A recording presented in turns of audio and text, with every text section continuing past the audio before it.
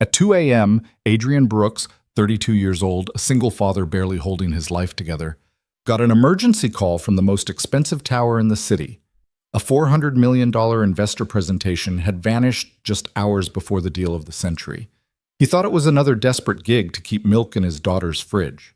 But when he walked onto the 47th floor, he met Nora Vale, the woman who would quietly rewrite the rest of his life, and uncovered a conspiracy that could cost him everything he had left, including the little girl waiting for him at home. If you love stories about love, betrayal, and hope found in the darkest night, please hit the like button and comment the name of the city you're watching from so I know how far my story has traveled. The rain had been falling on Portland for 3 days straight, and Adrian Brooks could feel every drop of it in the ache across his shoulders.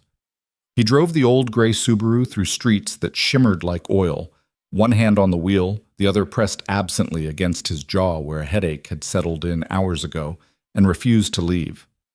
The phone on the passenger seat buzzed again. He didn't look. He already knew who it was.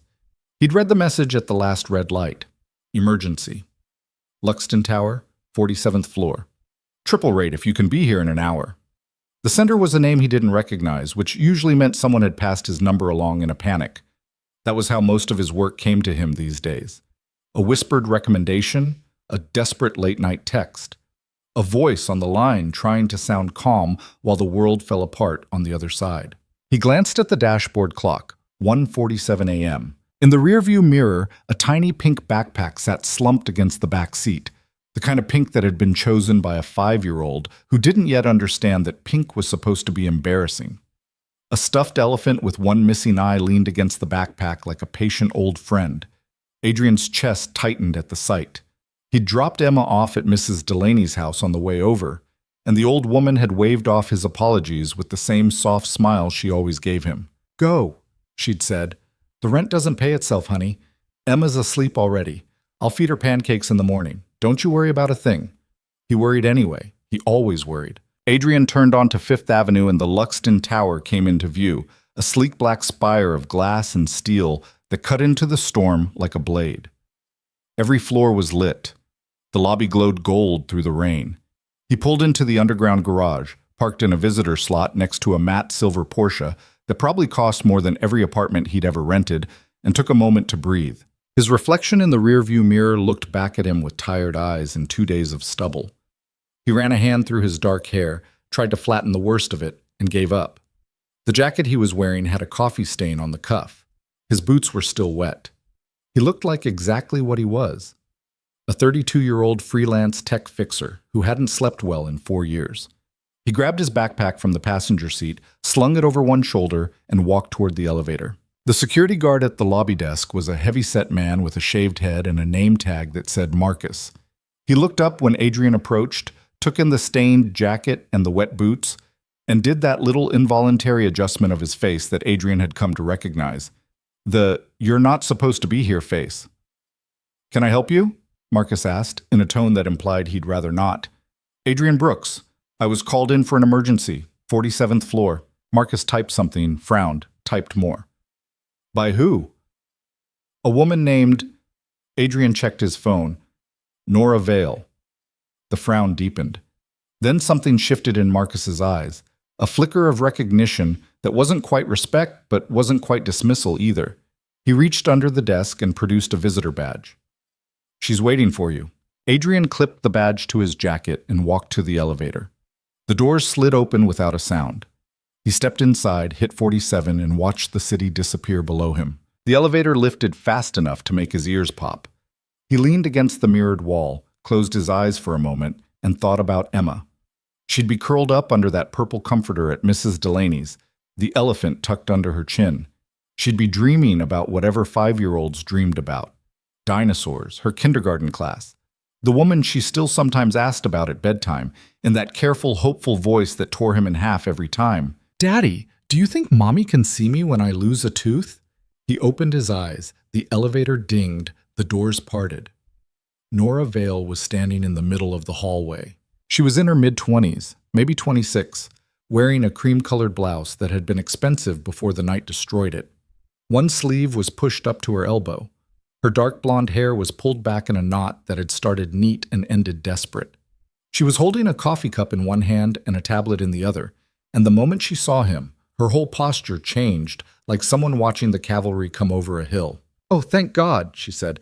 "I mean, sorry. Hi, Adrian? That's me. Nora Vale." She juggled the tablet under her arm and stuck out her hand. Her grip was firmer than he expected. "I'm so sorry about the hour. I know it's insane. Everyone who actually works in IT here is apparently at a conference in Austin, and our emergency vendor said they could send someone at 9 a.m. 9 a.m., our pitch is at 8. How long has it been missing? 4 hours. And you called at 10. I called every tech person in the city starting at 10. You're the seventh one who answered. You're also the only one who didn't try to charge me double his double rate." Adrian almost smiled. "I only charge double. It's practically a discount at this point. Come on." She turned and walked fast, and he followed. The hallway was all dark wood and track lighting, the kind of place where everything whispered money. Floor-to-ceiling windows on the left looked out over the storm. He could see lightning stitching the clouds, far away, and his reflection following him in the glass. "So who am I walking into?" Adrian asked. 6 exhausted executives, 1 panicking legal counsel, and our CEO, Gideon Hart, who hasn't slept in about 30 hours and isn't handling it well. She paused at a glass door, keyed in a code, and pushed it open with her hip. "I'd apologize in advance, but I think you'll figure it out fast." The conference room was a disaster. Laptops were open on every available surface. Paper printouts, actual paper, were scattered across the long table like leaves after a storm.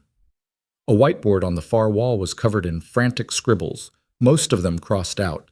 3 men in rumpled dress shirts stood around a monitor, arguing in low, fast voices.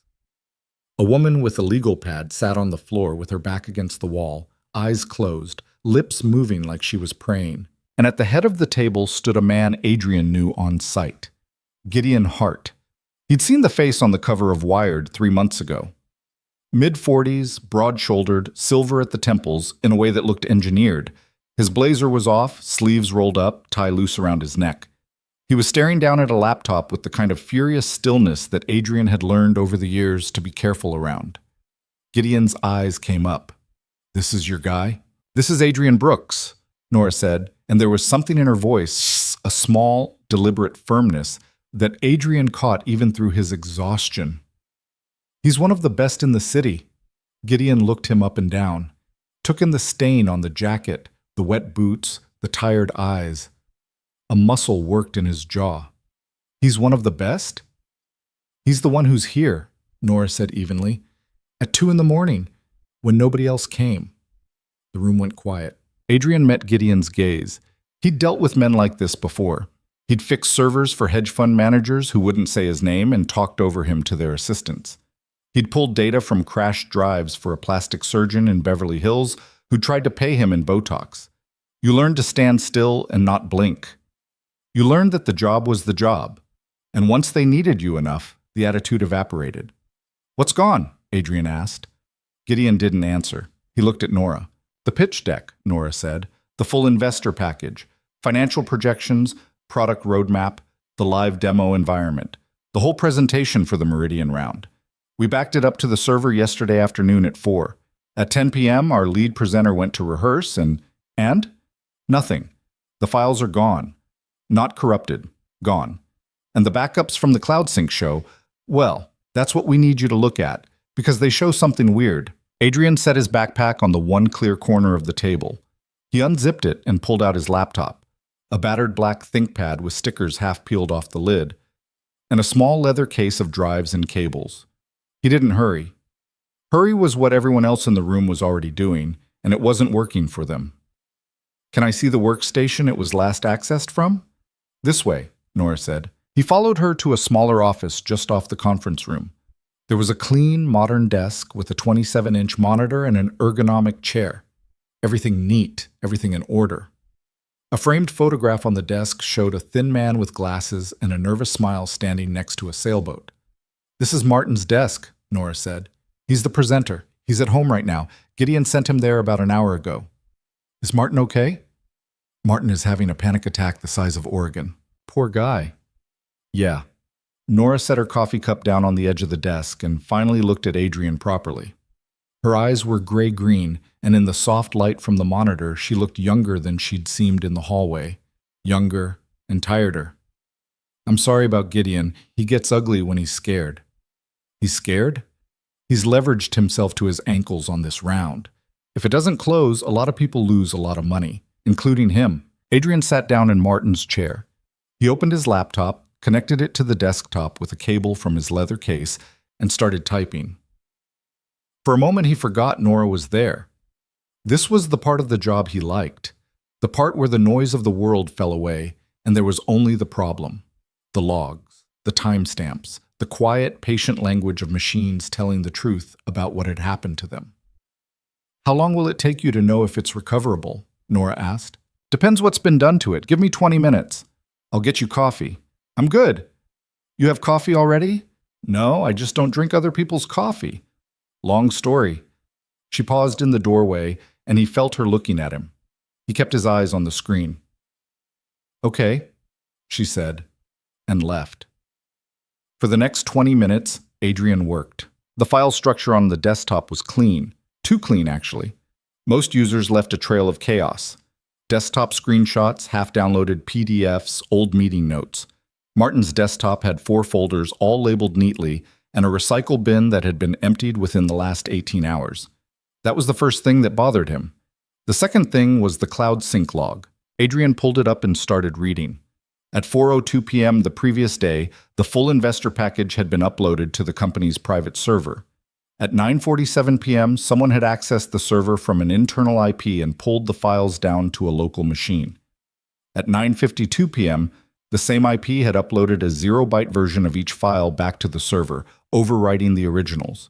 At 9:58 p.m., the local copies had been permanently deleted. The whole thing had taken 16 minutes. Adrian leaned back in the chair. His headache pulsed behind his eyes. This wasn't a crash. This wasn't a sync error. This was a person. He heard a soft knock and looked up. Nora was in the doorway again, holding 2 mugs. She held one out to him. "I made it myself in the break room. Brand new pot. My own hands. I swear on my sister's cat." He took it. The coffee was strong and bitter, and the mug was warm through his fingers, and for a second he was ambushed by how nice it was. He hadn't been handed a cup of coffee by another adult in a long time. "Thanks." So, he said. "You were right. It's not an accident." Her face didn't change exactly, but something in her shoulders shifted. A small, grim settling, like someone who had suspected a bad thing and just had it confirmed. "Can you prove it?" "I can show you the timestamps. I can show you that the files were pulled, overwritten, and deleted by someone using an internal IP address. I can't yet tell you which machine, but I can narrow it to a floor." "How fast?" "An hour, maybe 2. "And can you get the presentation back?" "I don't know yet." She exhaled. Then she pulled up a chair from the corner, sat down beside him, and set her own coffee on the desk. "Walk me through it." He looked at her. Most people, when he started talking about timestamps and IPs, went glassy-eyed and asked when it would be fixed. Nora was looking at him like she genuinely wanted to understand. "You sure?" he said. "I work in strategy. I like patterns. I'll keep up." And so, for the next half hour, Adrian walked her through what he was seeing. The sync log, the deletion timeline, the overwritten files, the specific, careful way that whoever had done this had known exactly what to hit and in what order.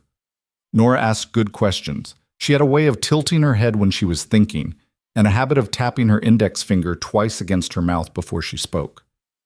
"So it wasn't a kid," she said finally. "It wasn't some script kiddie who broke in. No. Whoever did this knew your system. They had credentials. They knew where the backups were. They knew the investor package specifically because they didn't touch anything else. This was surgical. Someone inside the company. Someone inside the company." Nora looked down at her coffee. She was quiet for a long time. "I was afraid of that," she said. "Why?" "Because I've been here for 2 years and I've watched 3 good projects die under suspicious circumstances." She glanced at him. "But every time I've tried to bring it up to Gideon, he waves it off. Says I'm paranoid, Says competitors play hardball. You think it's competitors? I think if it was competitors, they wouldn't have the credentials. Adrian nodded. That tracks. She took a breath, let it out. Okay, what do you need from me? I need to know who had server access between 9 and 10 p.m. last night, physically in the building, badged in. I can get you the logs. Do it quietly. She met his eyes. Yeah, quietly. Got it. She stood up, smoothed her blouse, and walked out. Adrian watched her go for half a second longer than was strictly professional, and then he looked back at his laptop, annoyed at himself. She was a client. He had a daughter at home. He had a job to do. He worked. By 3:30 a.m., he had a list. Nora came back with the badge records, and together they cross-referenced them with the IP access logs. 11 people had badged into the building between 9 p.m. and 10:30 p.m. the previous night. Most were on floors below 47. 3 had been on 47. Of those 3, one was a janitor whose card had been used in the west stairwell and a single bathroom on 36. One was an intern named Priya who had badged out at 9:41 before the deletion started. The third was a name Adrian didn't recognize. Calvin Reed, he said, Chief Technology Officer. Nora went still. That can't be right. Logs don't lie. Calvin is the one who built the backup system. He was the one who advised us on our data security protocols last quarter. He's been with Gideon since the beginning. Then he had motive to know exactly how to do this. Adrian. What? She shook her head slowly. Gideon is going to lose his mind. Let him. You don't understand. Calvin is his best friend, was his college roommate, is godfather to his son. Adrian was quiet for a moment. Do the logs lie? No. Then it doesn't matter who he is. Nora rubbed her forehead. The fluorescent light caught the edge of her jaw, and Adrian noticed, against his will, the small scar on her right cheekbone, faint as a pencil line. Okay, she said. Okay, let me think. Take your time. We can't just walk into the conference room and accuse him, not without the presentation in our hands, because right now, without the deliverable, all we have is an accusation and a missing deck. If Gideon has to choose between believing you, a guy he just met, and Calvin, the man who stood at his wedding, you and I both know how that ends. So we get the deck back first. Can you? I can try. How? Adrian turned the laptop toward her. The files weren't overwritten with encryption. They were overwritten with 0-byte copies, which is the lazy way to delete something. It's the way you do it when you're in a hurry or when you're confident you won't need to cover your tracks because you're sure nobody will look. The actual data, the original bits, they might still be on the drive, fragmented, buried, but there. And you can pull them out? Forensic recovery. I've done it before. Not at this scale, but the principle's the same. How long? He looked at the clock. If everything goes right, 4 hours. The pitch is at 8. I know. She exhaled. Okay? Nora. Yeah? This is going to get ugly. Yeah. You okay? She looked at him then. A real look. Not a professional one. The kind of look that passes between two people in a quiet room at 4 a.m. when neither of them has slept and both of them are scared of different things. I'm okay, she said. He believed her mostly. They worked. Adrian set up the recovery on Martin's machine, then moved to a second workstation and set up a parallel run. The process was slow. Disk forensics was always slow. And there was nothing to do but wait and check progress in 15-minute increments. So they talked. At first about the case, then, slowly, about other things. He learned that Nora had grown up in a small town in Idaho. Her father had run a hardware store. Her mother had been a high school English teacher until a stroke took her at 51. She had one older sister who lived in Denver and worked for a nonprofit that helped domestic violence survivors find housing.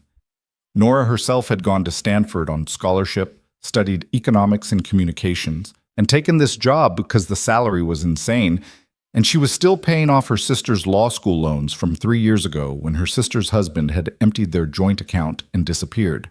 That's a lot of weight to carry, Adrian said. Family. Yeah. What about you? He hesitated. He wasn't used to talking about himself. Most clients didn't ask. Most clients wouldn't have noticed if he'd turned invisible. I have a daughter. How old? 5. Emma. Her name's Emma. 5 is a great age. 5 is exhausting. She laughed. It was a small, quick laugh, surprised out of her. I bet. Her mom died when she was 18 months old. Car accident. He said it flat, because that was the only way he'd learned to say it. So it's been the two of us for a while. Nora's face did something careful. Not pity. Adrian hated pity, and he braced for it out of habit. But something quieter. An acknowledgement. I'm sorry, Adrian. Thanks. Is she with a sitter tonight? My neighbor. She's 82. She watches Emma when I have to take a late job. Emma calls her Grandma D, even though we're not related. That sounds nice. It's a blessing. The word slipped out before he could catch it, and for a second he thought about taking it back. He didn't think of himself as someone who used that word, but Nora just nodded, like she understood what he'd meant, which was simply, I got lucky. They kept working. At 4:45 a.m., Gideon appeared in the doorway. His tie was gone. His sleeves were rolled higher. His eyes were red. Update. Recovery's at 40%, Adrian said. 40% of what? 40% of the way through the drive scan. Once it hits 100, we start reassembling the file structure. I should have something by 7. Something. Not guaranteed, but likely. Gideon nodded. He didn't leave. He stood in the doorway and looked at Adrian for a long moment. You're the guy who used to work at Kovacheck Systems. Adrian looked up. How did you... I recognized the name once I had a minute to think. You were on the team that pulled the Hartley merger data out of the fire 3 years ago. I remember. That was good work. Thank you.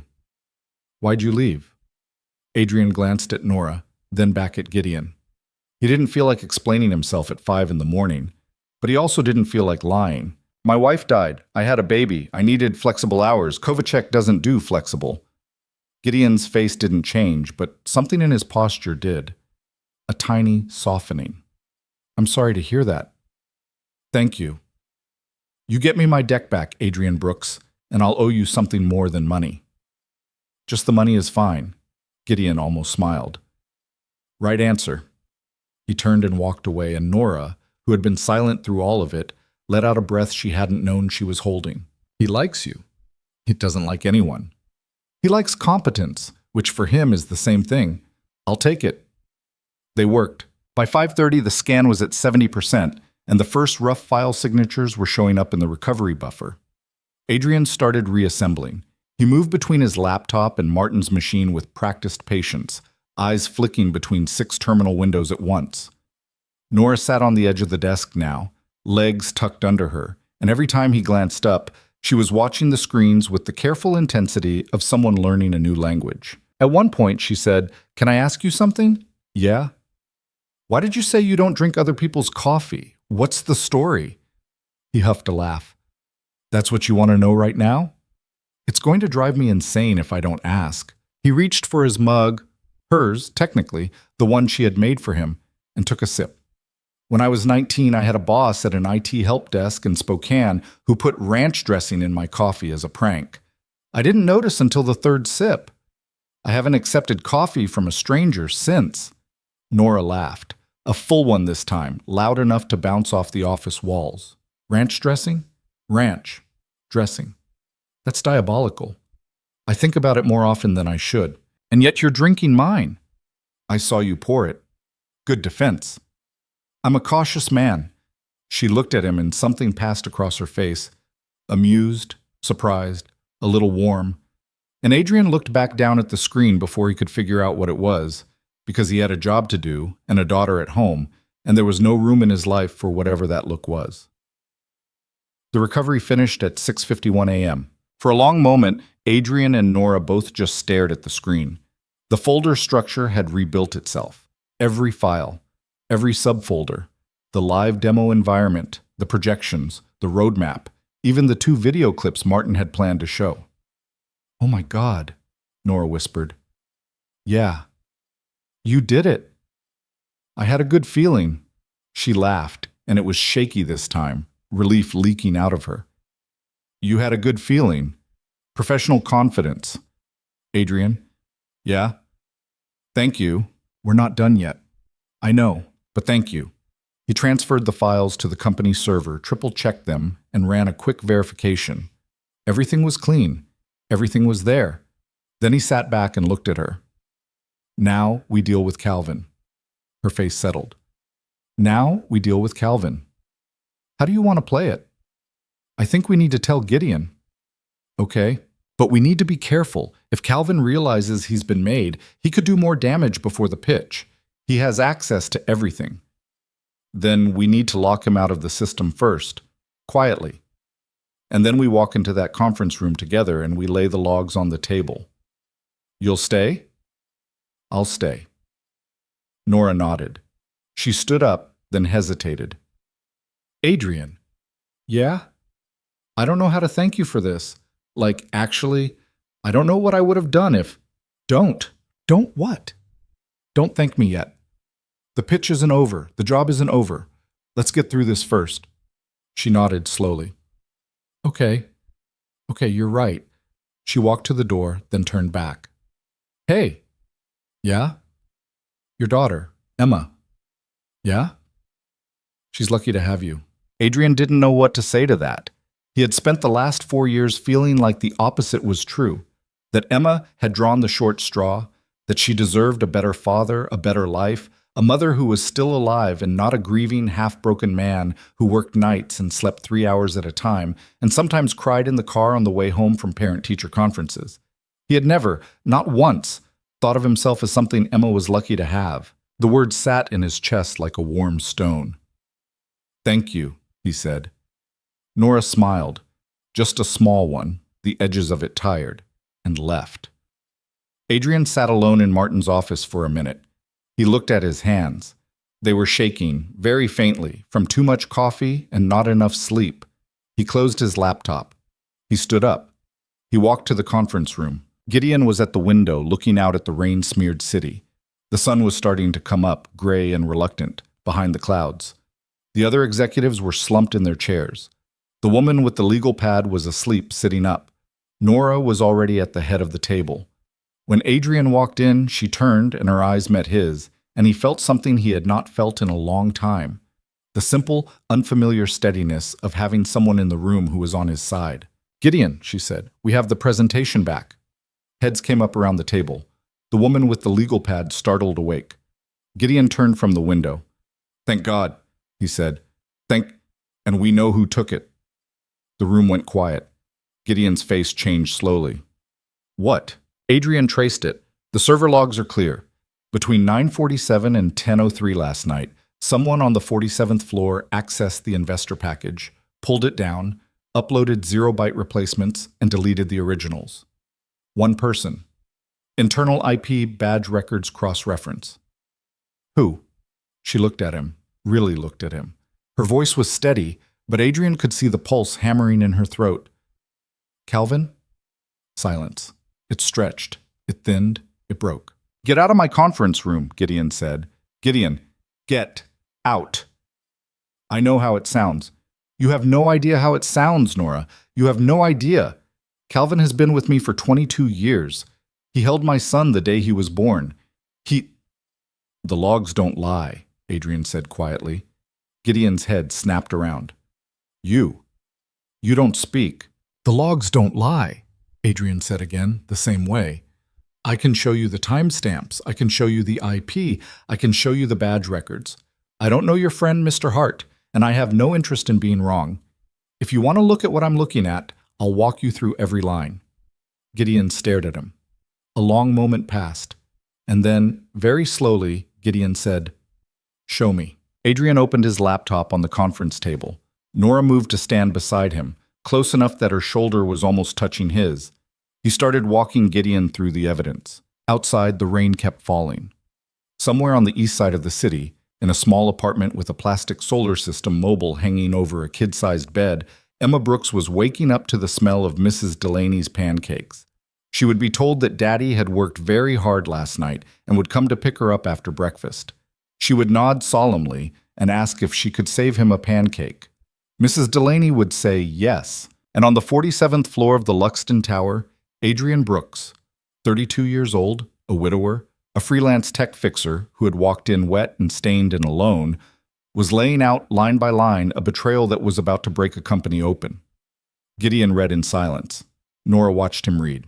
And when Gideon finally lifted his head, the look on his face was not disbelief anymore. It was something older, something quieter, something that looked, Adrian thought, like the first second of grief. "Call security," Gideon said. His voice had gone flat. "Tell them nobody goes in or out of this floor, and tell them to be at Calvin's office in 5 minutes. I'll meet them there." "Gideon." "Do it, Nora."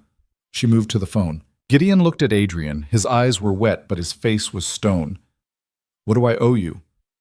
"We'll figure it out after the pitch." "No, now. A number." "After the pitch, Mr. Hart?" Gideon held his gaze for a long moment. Then he nodded, once.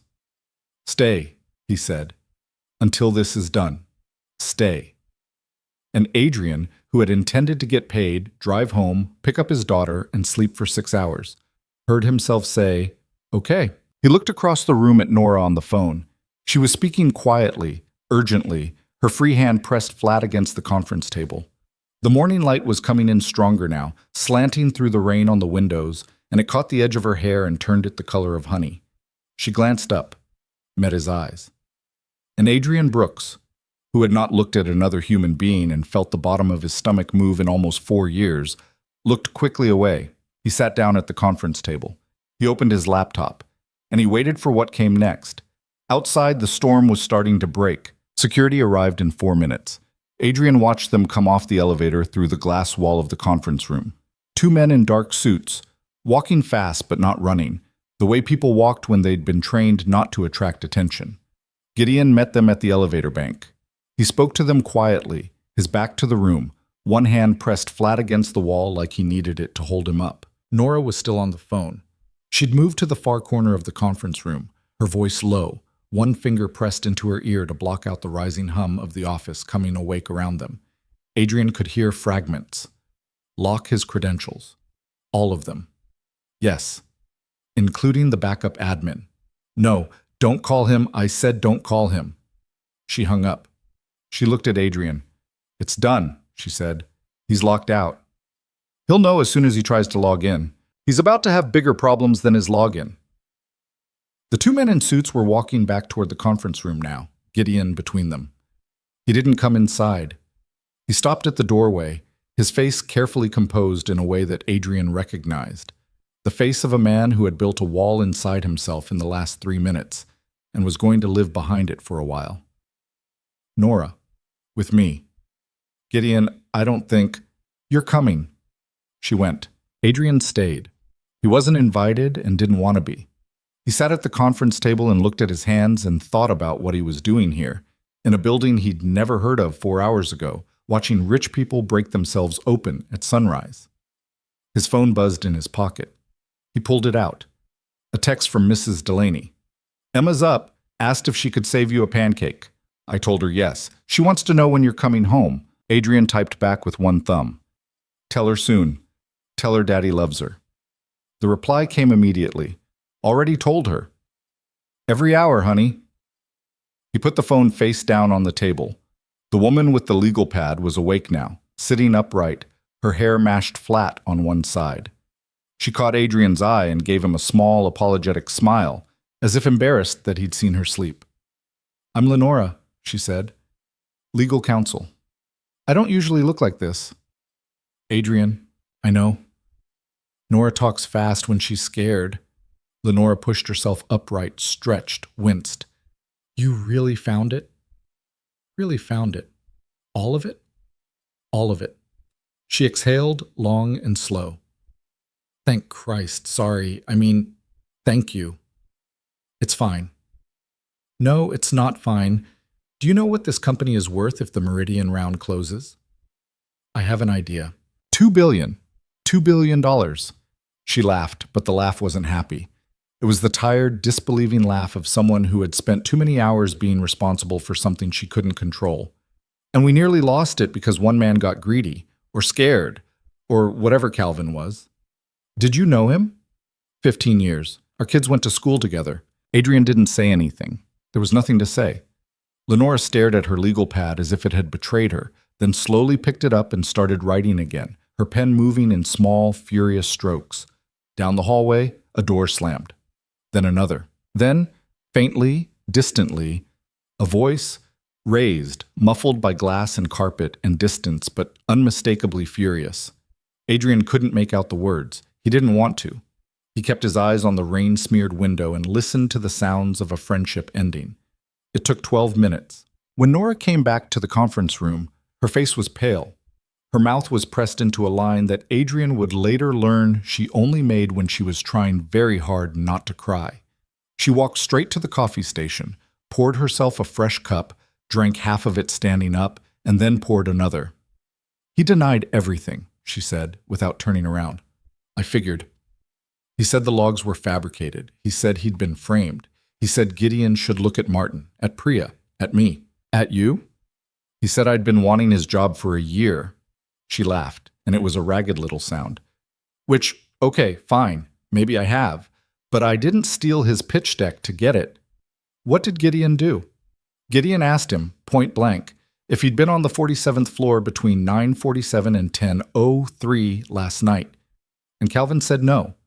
And Gideon pulled up the badge record on his phone and showed him his own card swipe at 9:44. And Calvin just froze. He just stood there, didn't say anything. And then Gideon told him he had 15 minutes to clear his office. She finally turned. Her eyes were red-rimmed but dry.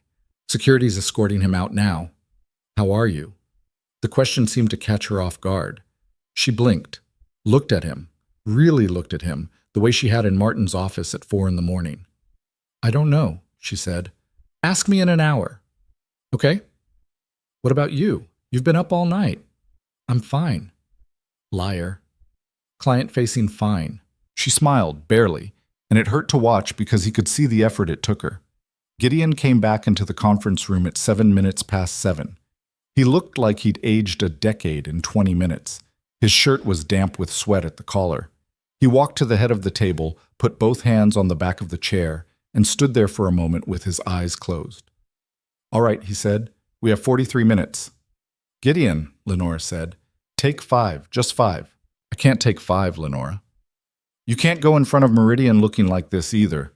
He opened his eyes and looked at her, and for a second Adrian saw something in his face that was almost human. A flash of exhaustion, a flash of grief, gone again before anyone could react to it. Then the wall came back up. "Adrian." "Yeah." "I need you to stay through the pitch. I don't think—" "Not in the room. I need you on standby. If anything happens in that room in the next 90 minutes, anything, any glitch, any anomaly, anything, I need someone I trust who can fix it. You barely know me. You're the only person in this building right now who I know isn't Calvin." He held Adrian's gaze. "I'll pay you for the whole day, triple rate. Just stay." Adrian thought about Emma, about the pancake, about Mrs. Delaney standing in her kitchen in her old blue housecoat, flipping pancakes, and making up reasons for his absence. "I need to call my daughter first." "Go. Take whatever time you need." Adrian stepped out into the hall. He found a quiet alcove by a window and called home. Mrs. Delaney picked up on the second ring. "How's she doing?" "She's good, honey. She's drawing." "What's she drawing?" "Says it's you, but you're a robot. She says you fix computers, so you must be part robot." He laughed, soft and surprised. "Can I talk to her?" A rustle, a small, familiar voice. "Daddy?" "Hi, baby."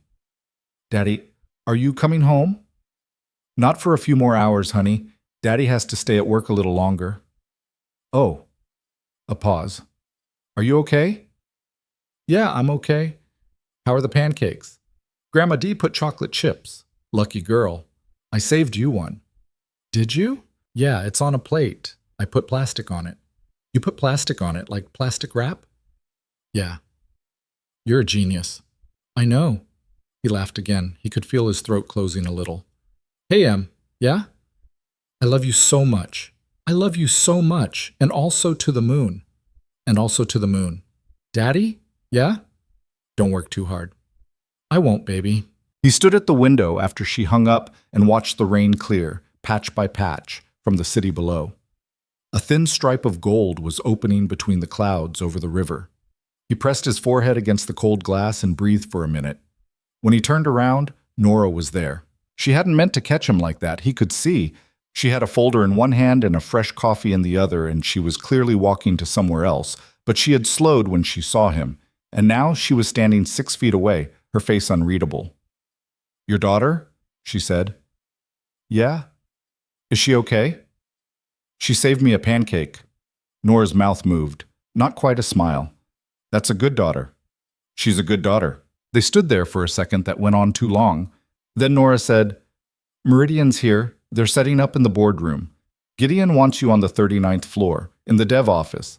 If anything goes wrong, he'll send for you." "Okay." "Lenora's going to show you the way." "Okay." "Adrian." "Yeah?" "Eat something. You look awful." He huffed a small laugh. "Noted." She walked away. The dev office on 39 was empty at that hour. A long open room with standing desks and monitors, and a fridge stocked with energy drinks. Lenora pointed him to a couch in the corner and promised to come get him when the pitch ended. She didn't promise it would end well. Nobody was making that promise yet. Adrian sat on the couch.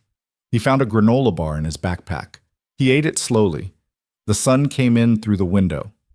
Somewhere on the 47th floor, 43 minutes after Gideon had started his clock, the pitch for a $2 billion round was beginning. Adrian could not hear it. He could not see it. He could only sit on a couch in an empty office and wait to be needed. He fell asleep somewhere around 8:30. He didn't mean to. He hadn't slept in 23 hours, and the couch was deep, and the sun was warm, and his body simply took the decision out of his hands. He woke up to the sound of footsteps. He opened his eyes. Nora was standing over him. "Hey," she said, quiet. "How long was I out?" "About 40 minutes. Don't worry, nothing broke." He sat up, wiped his mouth, tried to look like someone who hadn't just been drooling on a stranger's couch. "How'd it go?" "They asked for an exclusive 48-hour window to close." Which means we did it. You did it. We did it, Adrian. The pitch was flawless because the deck was flawless because you got the deck back. Gideon knows it. Meridian doesn't need to know it, but Gideon knows. She sat down on the couch beside him. Not too close, but not far either. The couch was narrow enough that he could feel the warmth coming off her arm. "Gideon wants to see you," she said. "He's writing you a check." "Okay." "He asked me what he owed you. I told him $6,500. The hourly plus triple rate plus a bonus because you saved the company. I hope that's okay." That's more than generous. It's not enough. It's enough." "Adrian." "Yeah?" "Take the money." He laughed, a little. "Yes, ma'am." They sat there on the couch in the quiet, empty office, and for a minute neither of them said anything. Adrian could feel his heart slowing down for the first time in hours. Outside the window, the sun had climbed fully above the river and the city looked washed clean, the way cities look after a storm. "Can I ask you something?" Nora said. "Yeah. When you called your daughter, I saw you at the window. I wasn't trying to eavesdrop, I was just passing. But your face. My face. You looked like someone else, like a whole different person. Not the tired guy in the conference room, someone younger, someone, I don't know, someone alive." Adrian didn't answer for a moment. He looked down at his hands. "She's the only person I'm honest around," he said finally. "The only person I don't have to be a version of myself for. Everyone else, clients, my landlord, my neighbors, my in-laws, I'm always the widower. I'm the guy they feel sorry for, or the guy they don't know what to say to, or the guy they want to fix. Emma just wants me to come home and eat a pancake." That sounds peaceful. It is. It's the best thing in my life. She's the best thing in my life. Nora was quiet. Then she said, "What was her name?" "Your wife." He turned his head and looked at her. He hadn't expected the question. Most people didn't ask. Most people thought it was rude to bring it up, or were afraid they'd make him cry, which was a polite kind of cowardice he'd gotten used to. "Her name was Hannah," he said. "Hannah. She was a social worker, foster care placement. She worked with kids nobody else wanted." He swallowed. "She was the best person I've ever known. Not like, not in the eulogy way, in the actual way. She was the one in the room who always noticed the person nobody was looking at. I would have liked her. She would have liked you.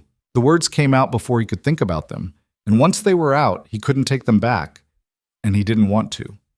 He meant them. Hannah would have liked Nora. Hannah would have liked the way Nora tilted her head when she was listening. Hannah would have liked the way Nora had stood in the hallway at 2 a.m. and defended a stranger in a stained jacket to the scariest man in the building. Nora's eyes went a little shiny. She looked away quickly and blinked. "Well," she said, "that's a hell of a compliment from a man I've known for 7 hours. Sorry. Don't apologize. Don't ever apologize for saying something real." He nodded. They sat. Eventually, Nora said, "Come on, let's get you paid and get you home to your pancake." Gideon was in his office on 47 when they came up. He looked better than he had 2 hours ago, but not by much. He was still in yesterday's shirt. His tie was back on, but crookedly. He stood up when Adrian walked in, came around the desk, and did something Adrian had not expected. He put both hands on Adrian's shoulders and looked him in the face. "I'm not going to forget this." "Okay, I don't say that lightly. I'm not a sentimental man, and I don't hand out favors, and I don't pretend to have friends I don't have. But I'm telling you, Adrian Brooks, whatever you need from me, whenever you need it, you have it. A job, a reference, a hospital bill, a phone call at 4 a.m. I owe you, and I intend to pay it." "Just the check is fine, Mr. Hart." Gideon almost smiled. He walked back around the desk and handed Adrian an envelope. The check inside was for $8,000. "This isn't what we discussed." "No, it isn't. Don't argue." Don't argue, Adrian." Adrian closed the envelope and put it in his jacket pocket. His hand was shaking a little. $8,000 was 3 months of rent. $8,000 was Emma's kindergarten tuition, with enough left over to fix the brakes on the Subaru. $8,000 was a break he hadn't seen coming and couldn't, right now, allow himself to feel about. Because if he let himself feel it, he was going to cry in front of a man who had fired his best friend an hour ago, and nobody needed that. "Thank you," he said. His voice was steady. He was proud of that.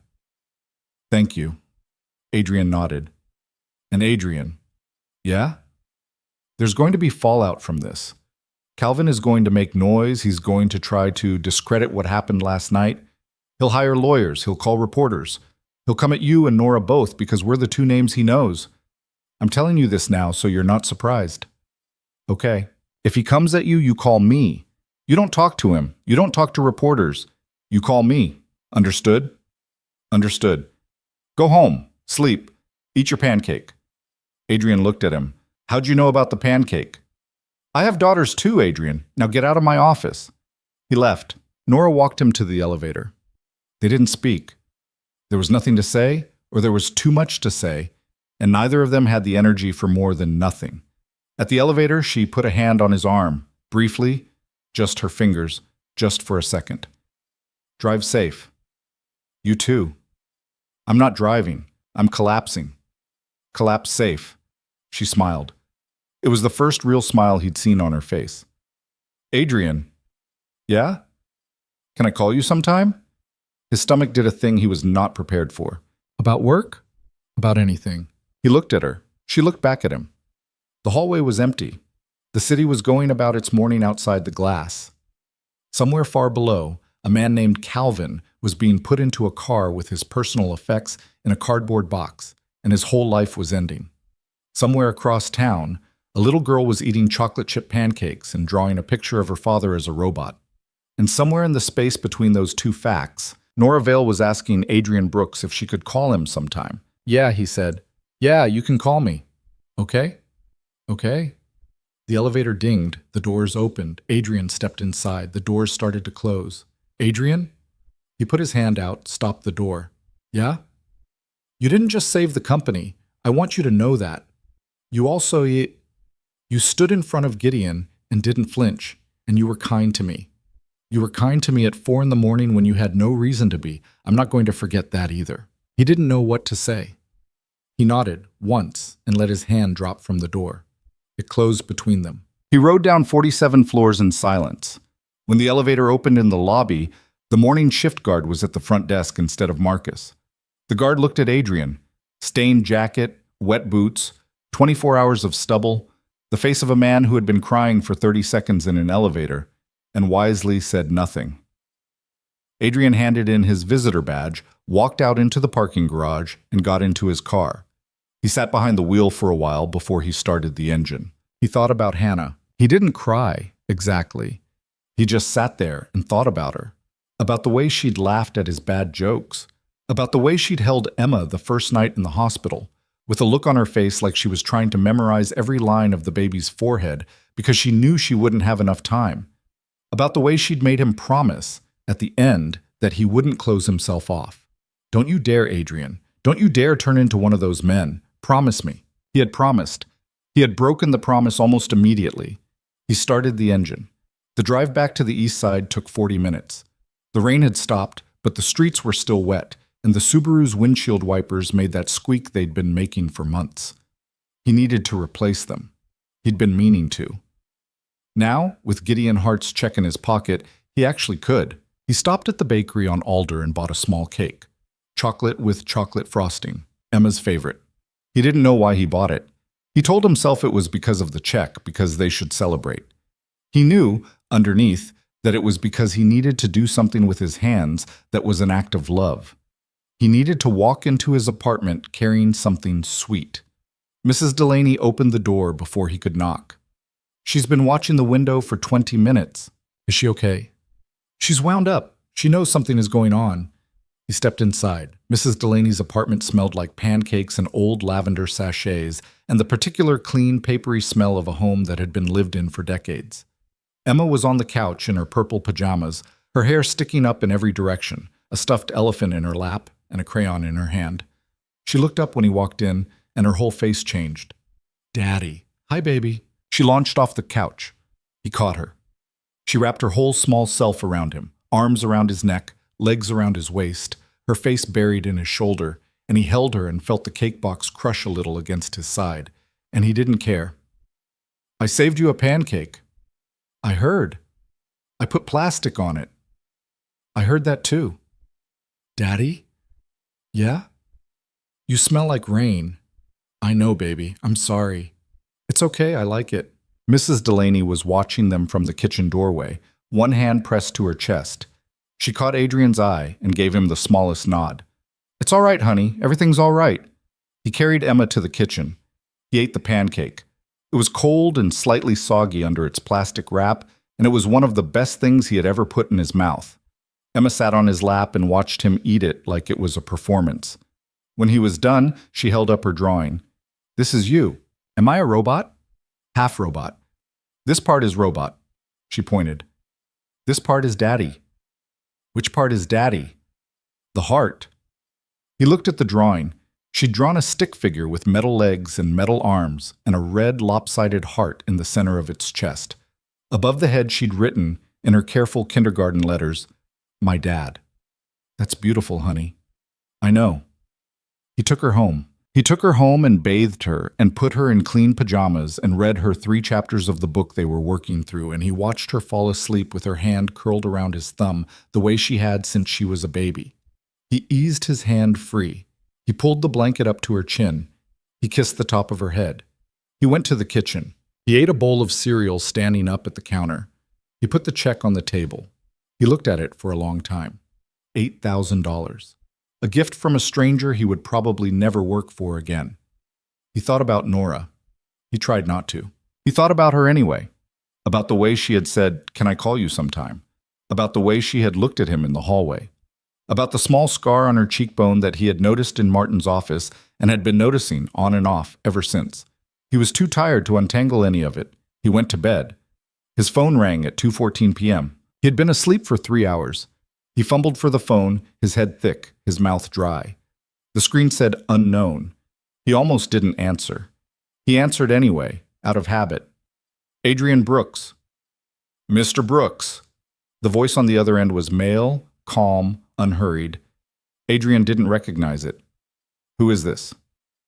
My name is Calvin Reed. Adrian sat up. His whole body went still. We haven't met, Calvin said.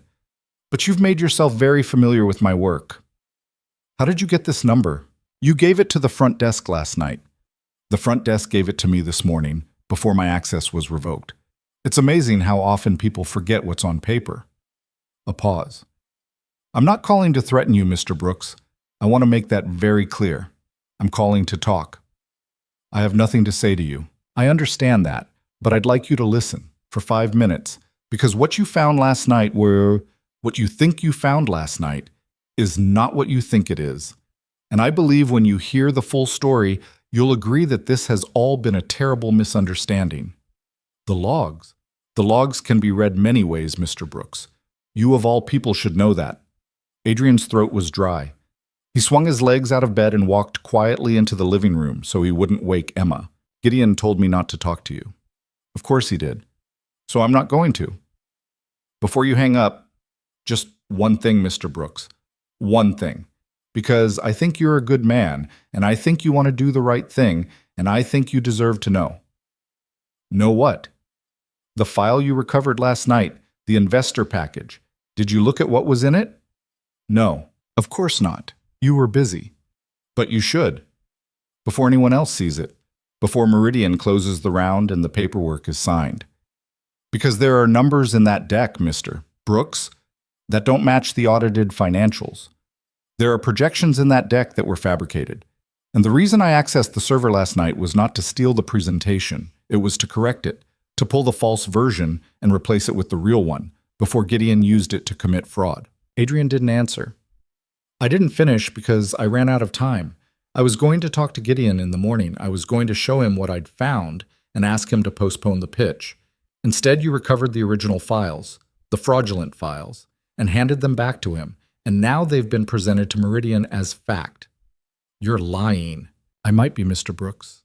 You're absolutely right. I might be. Calvin's voice was still soft, still calm. But you're also a man who values evidence, and the evidence is in the deck. Look at the projections. Compare them to the audited financials from last quarter. The discrepancies are not subtle. If I'm lying, you'll see it in 5 minutes. If I'm not, well, then you'll have a decision to make. Don't call me again. I won't need to. The line went dead. Adrian stood in his living room with the phone in his hand. His heart was hammering. Outside, a bird was singing on the fire escape, and the afternoon sun was striping the carpet in warm gold bars. And in the next room, his 5-year-old daughter was asleep with a stuffed elephant under her arm. He could hear her breathing. He could hear his own.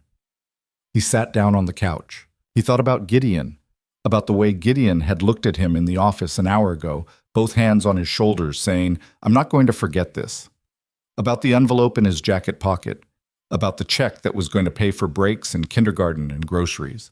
He thought about Nora, about the way she had said, "He gets ugly when he's scared," about, "I've watched 3 good projects die under suspicious circumstances," about every time I've tried to bring it up to Gideon, he waves it off.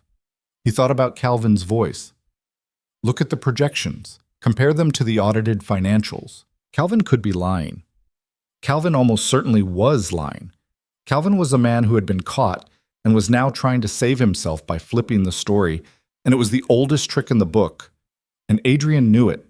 He had seen it a dozen times. Guilty men were always innocent. Guilty men always had a story. Guilty men always said there's more to it than you know. But he picked up his phone and opened his email. Somewhere in his sent folder was a copy of the investor package. He'd emailed it to himself at 7:04 a.m. as a backup, because he backed everything up on every job, always. Because once in his 20s, he'd lost a client's file and sworn he'd never let it happen again. The file was there. He opened it. He sat on his couch in the striped afternoon sunlight and began to read. And as he read, the bird outside kept singing, and Emma kept breathing in the next room. And the check from Gideon Hart kept sitting on the kitchen table in the envelope, $8,000 he had not yet cashed. And somewhere in the downtown rain-washed glass of the Luxton Tower, a woman named Nora Vale was asleep at her desk with her head on her arm, dreaming of nothing at all. Adrian read for 20 minutes. When he was done, his hands were cold. He set the phone on the coffee table. He stood up. He walked to the window and looked out at the fire escape and the little brown bird still singing on the rail. and he thought very carefully about what he was going to do. And then he picked up the phone again and called the one person in the city who might be able to tell him whether he was about to save himself or destroy himself, or both. "Nora," he said when she answered, her voice rough with sleep. "I need to talk to you. Now." "Where are you?" Nora said. "My apartment, East Side, Alder and 23rd. "Adrian, what's going on?" "Calvin called me?" There was a beat of silence on the line. Adrian could hear her sitting up, could hear fabric moving, a chair creaking, a lamp clicking on. "He called you at your home number?" "He said he got it from the front desk log." "That son of a bitch." "Nora, listen to me. He told me something, and I need you to tell me if it's true or not. I need you to be honest with me. Not loyal, honest. Because if it's true, we just handed Gideon a fraudulent presentation and told Meridian it was clean." "Adrian, slow down. What did he say?" Adrian walked back to the couch. He picked up his phone, tapped back into the investor package. "The projections. The 5-year revenue model. He said they don't match the audited financials from last quarter. He said the numbers in this deck are fabricated. He said that's why he was on the server last night. He said he was trying to replace them before the pitch." I looked, Nora. I'm looking at the deck right now. Slide 14 shows a Q2 revenue of $11.2 million. The audited financial summary in your company's internal pack, the one I pulled out of the recovery along with everything else, shows Q2 at 7.8. That's a $3.5 million gap. That's not a rounding error. Nora was quiet. "Nora, I'm here." Is he telling the truth? Another silence, this one longer. Adrian could hear her breathing. "I don't know," she said. I don't know." "That's not a no. It's not a no." Jesus. "Adrian, listen to me. Listen. I've been at Vail, at the company, for 2 years. I'm in strategy. I don't see the audited books. I see what finance tells me to see, but I've always had a feeling. There have been things. Quarters where the numbers felt off. Projections that got revised upward at the last minute. Martin made a joke once about how our revenue grew 8% in the back half of a quarter that hadn't happened yet. And I laughed because that's how it was said. Like a joke. But it didn't feel like a joke. And you never said anything." "I said 100 things. To Gideon, to Lenora, to Calvin, actually. Calvin. 3 months ago. I sat in Calvin's office and I asked him if we were being aggressive with our numbers, and he told me to mind my own goddamn department." "Nora. I know. Nora, if Calvin is telling the truth, I'm an accessory to fraud. I know, Adrian, I know." He could hear very faintly that she had started to cry. Not loud. Just a thickness in her voice, the way a person's voice got when they were trying to hold something in. "I'm coming over," he said. "What?" "I'm coming to you, or you come here. Either way. We can't do this on the phone. I need you to look at the deck with me. I need your eyes. You know the business. I don't. You have your daughter. Mrs. Delaney will come sit. She's across the hall." "Adrian, we don't have time, Nora. If this is real, we have 36 hours before Meridian signs. And we just handed Gideon the weapon." Okay, give me your address. I'll come to you. I can be there in 40 minutes. He gave her the address. He hung up. He stood in the middle of his living room for a second with his hands on his hips and tried to breathe. Emma was awake when he opened her bedroom door. She was lying on her back with the elephant on her chest, staring at the plastic solar system mobile over her bed. "Daddy?" "Hi, baby." "Is someone coming over?" "Yeah, a lady I work with. Is that okay?" She considered him seriously. "Is she nice?" "She's very nice." "Okay. Mrs. Delaney's going to come sit with you for a little bit, all right? Daddy and the lady have to talk about grown-up stuff." "Boring stuff?" "Very boring stuff." "Okay." He kissed her forehead. He walked across the hall and knocked on Mrs. Delaney's door. She opened it in her blue housecoat, a crossword in one hand, and when he asked if she could watch Emma for an hour or two, she looked at his face and didn't ask why. "Go put tea on, honey. I'll be there in 2 minutes." He put tea on. He pulled out his laptop. He opened the deck on the big screen. He opened the audited financial summary in a second window. He started making a list of the discrepancies, pen in hand, on the back of an envelope from his electric company. He was on the fifth item when Mrs. Delaney let herself in with her own key and went quietly into Emma's room and closed the door behind her. Nora arrived 38 minutes later. He opened the door and for a second he didn't recognize her. She had changed out of the cream blouse. She was in jeans and a gray hoodie 2 sizes too big. Her hair was still wet from a shower. Her face was bare of makeup and she looked, for the first time since he'd met her, like exactly what she was. A tired 26-year-old woman carrying something she couldn't set down. "Hi. Hi, come in." She came in. She looked around his apartment. The small kitchen, the old couch, Emma's crayon drawings magneted to the refrigerator, the cracked coffee table with the ring of mug stains. And something in her face softened. This is nice. It's small. It's a home. There's a difference. He didn't know what to say to that, so he said, "Tea? Please." They sat at the kitchen table. He poured her a mug. He slid his laptop around so she could see it. He handed her the envelope with his scribbled list. She read it, and the color went out of her face by the third line. "Oh no." "Yeah. Oh no, Adrian. Tell me I'm wrong." "You're not wrong. These are the ones I saw in the department draft in March. They got changed. Somebody changed them. They were 7.8 in March. They became 11.2 by July. Who changes them? Finance, under the CFO. Who reports to, Gideon. Yeah. Not Calvin. Not Calvin. Calvin's CTO. He has nothing to do with the financials. He wouldn't even be in the room when numbers like this got massaged." Adrian leaned back in his chair. He looked up at the ceiling. He could hear Mrs. Delaney's low voice in Emma's room reading a book. "So Calvin wasn't lying," he said. "I don't know that yet. I know the numbers are wrong.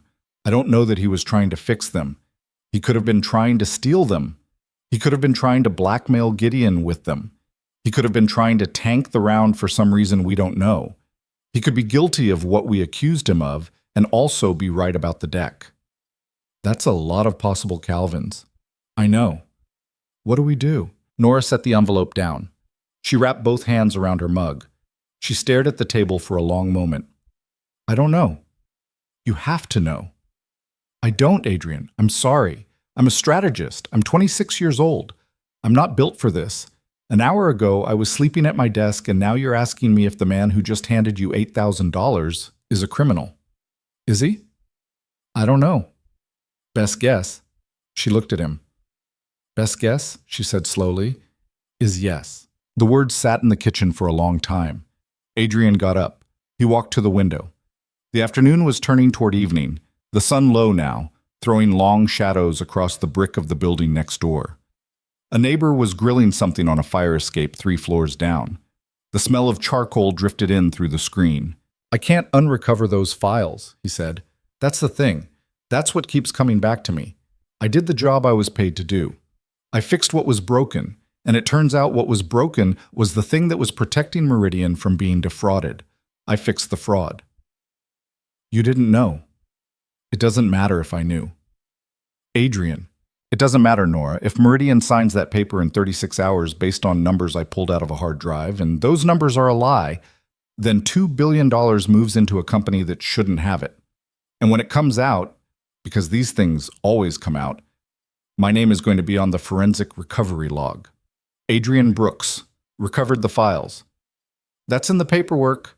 That's in the server logs. That's in Gideon's head, for that matter. I'm the guy who saved the pitch. I'm the guy whose career is done the second that fraud surfaces. What do you want to do?" He turned from the window. "I want to show it to Gideon." Nora blinked. "What?" "I want to show him. I want to put the 2 versions side by side and put them in front of him and watch his face. Because maybe, he doesn't know. Maybe the CFO has been cooking the books without his knowledge, and Gideon walked into Meridian this morning and gave a pitch he genuinely believed was true. Maybe Gideon's a victim in this too." "You don't believe that." "I want to believe it. That's not the same thing." "I know." She stood up. She walked to the window and stood next to him. Not close, but next to him. Outside, the grill smoke curled up past the fire escape and dispersed into the gold light. "Adrian," she said, "if we show him, and he did know, he'll destroy us both. I know. He'll say we're lying. He'll say the real deck was the one in his hands this morning, and the one we're showing him is a forgery. He'll say Calvin got to us.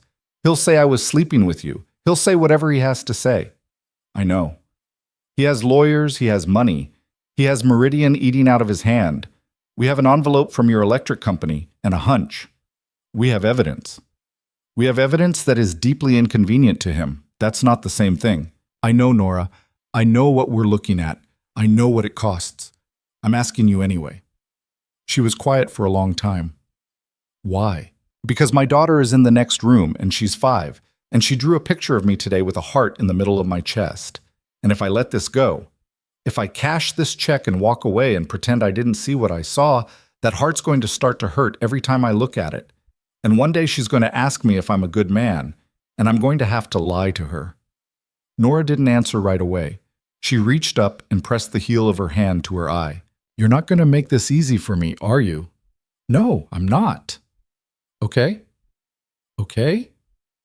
Okay, Adrian, okay. I'm in. You sure? No, but I'm in anyway. He almost smiled. Thank you. Don't thank me. We're not done yet. They got to work. They spent the next 2 hours building the case.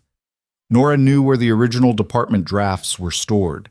She logged into the company VPN from Adrian's laptop, with her own credentials carefully, and pulled down the unaltered quarterly reports, the ones finance had sent her team in March before the numbers got massaged. She exported them, saved them locally, and closed the VPN before anyone at Vail could flag an after-hours session. Adrian took both versions and built a simple, stark comparison document. Left column, the numbers Nora had seen in March. Right column, the numbers in the pitch deck. 19 discrepancies, every single one of them in the company's favor. This can't be Gideon alone, Nora said. She was pacing now, her hoodie sleeves pulled down over her hands, her socked feet silent on the linoleum. This took finance, this took the CFO, this took at least 3 people, probably 5. Who's the CFO? Marielle Osana. She and Gideon went to business school together. Great, another old friend. Yeah. Will she back him? To the grave. Adrian sighed. He rubbed his eyes. The screen was starting to blur. Okay. So walking into Gideon's office is a non-starter. He'll circle the wagons before we finish the first sentence. Agreed. Then who do we take this to? Meridian. He looked at her. Meridian? We walk up to the investor and hand them a document that tanks the deal we were paid to close. That's the whole point, Adrian. If this is fraud, Meridian is the victim. They need to know. They have an in-house compliance team. If we put this in front of their general counsel, they can delay the round quietly and audit the numbers themselves. No press, no arrest, no public accusation, just a 48-hour pause. And Gideon finds out in 10 minutes. Gideon finds out in 10 minutes. Yes. And then he comes for us both. I know. I'm not pretending otherwise. Nora. What? You could lose your job.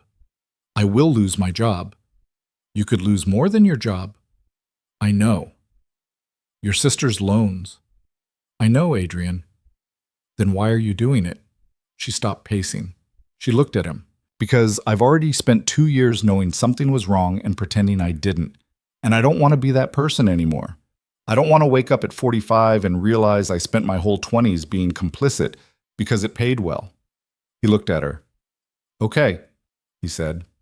Okay. Tomorrow morning.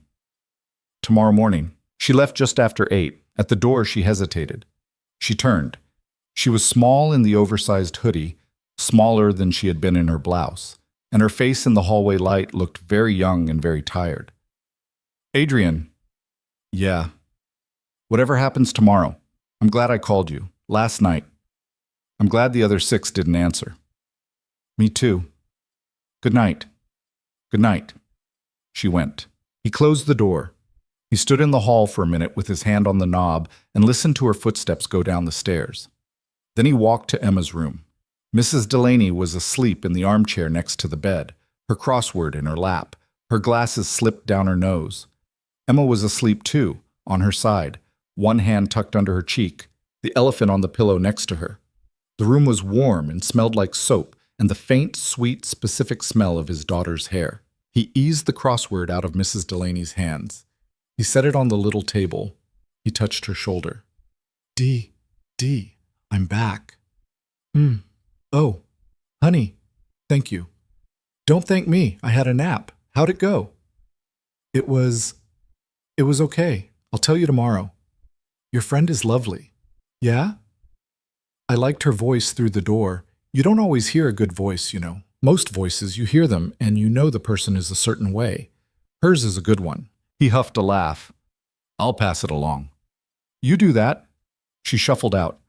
He locked the door behind her. He walked back to Emma's room and stood for a long time watching her sleep. The little rise and fall of her chest. The elephant with its one eye staring at the ceiling. The purple comforter she'd picked out herself at a thrift store and which she loved with a devotion that had nothing to do with the fact that it had a stain on one corner. He thought about what he was going to do in the morning. He thought about what it could cost. He thought about the check on the kitchen table. He went to the kitchen. He picked up the envelope. He held it for a long time. Then he put it in a drawer and closed the drawer and walked away from it. He didn't sleep much that night. At 6:45 the next morning, Nora called him. She was already dressed. She was already in a cab. I got us the meeting. With who? Elaine Park. She's Meridian's senior compliance counsel. I went to Stanford with her husband. I texted him at midnight. He called me at 5 a.m. and said Elaine would give us 15 minutes at 8. Jesus, Nora. I know. That's incredible. It's also the last favor I'll ever get from that part of my life. After today, I am radioactive in this industry. We'll figure it out. Yeah, meet me at the Arbor Grand Hotel at 7:45. Lobby, bring your laptop, bring everything. On my way. He woke Mrs. Delaney. He explained quickly, quietly, that he had an emergency meeting and he didn't know when he'd be back. She waved him off. She told him Emma would be fine. She told him to put on a clean shirt and shave because whoever he was meeting deserved to think he'd tried. He shaved. He put on the one good shirt he owned. He left. The Arbor Grand was the kind of hotel that had a doorman and a pianist in the lobby at 8 in the morning.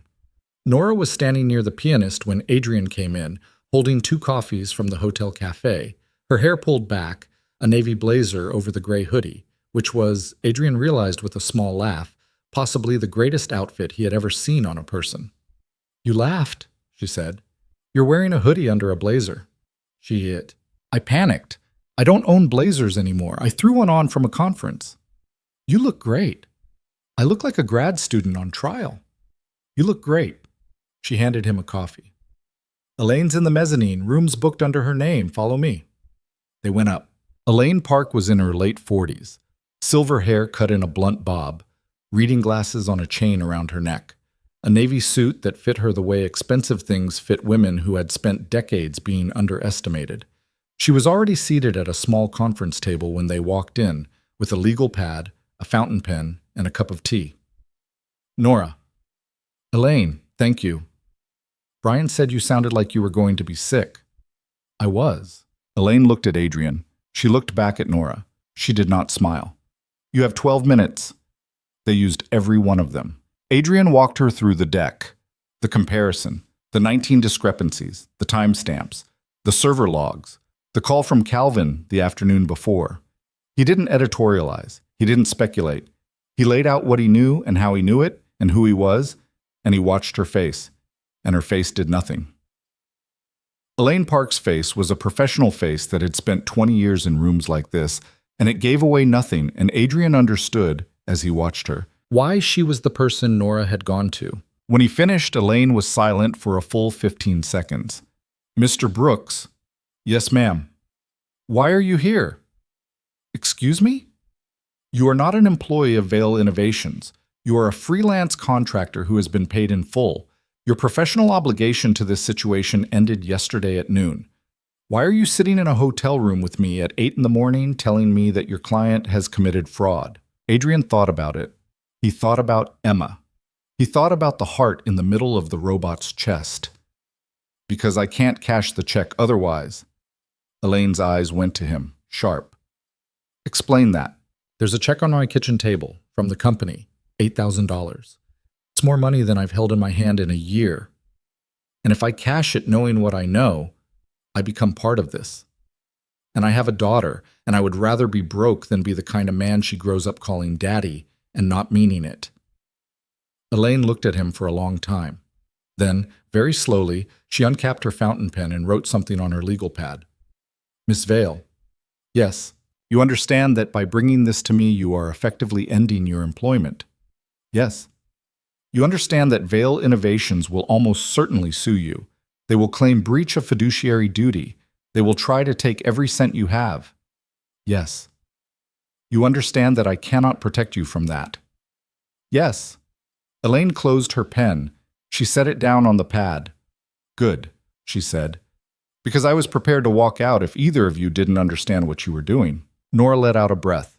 Adrian hadn't realized he'd been holding one. Leave me your files, Elaine said. Both of you. Everything. The deck, the comparison, the server logs, the badge records, Mr. Brooks's call history from yesterday. I will have it verified by end of day. If what you are showing me is accurate, Meridian will delay the round pending an independent audit. There will be no signing tomorrow, and this, Ms. Vale, will move very quickly from here. Yes, go home. Both of you. Don't speak to anyone at Vale. Don't answer your phones for anyone you don't know. If Mr. Hart contacts you, refer him to me. My card. She slid 2 cards across the table. Thank you, Nora said. Her voice was thick. Don't thank me yet, Ms. Vale. You've done a hard thing, and I respect you for it. That does not mean it will go well. Now go. They went. In the elevator down, neither of them spoke. In the lobby, Nora stopped walking. She turned toward the pianist, who was playing something soft and slow, and she put both hands over her face and stood there for a second, breathing. You okay? Adrian said, quiet. No. Me either. She dropped her hands. I have to go home and pack. Pack? I have a feeling I'm not going to be in my apartment for a while. Nora, I need to not be where Gideon can find me easily, just for a day or two, until this breaks. Adrian looked at her. He looked at the lobby, at the piano, at the uniformed doorman holding the door for a couple in matching beige coats. Come to my place. She turned. What? Come to my place. Just for a day, until Elaine does what she said she'd do. My building has a locked front door. Nobody knows you. Gideon doesn't have my address. I mean, Calvin had my number, so who knows? But you'll be safer with me than alone. Adrian, I have a couch. It's not a great couch, but it's a couch. You have a 5-year-old who will love you, who already told me this morning that she wants to meet the lady who laughed at my ranch dressing story. Nora stared at him. You told your daughter the ranch dressing story.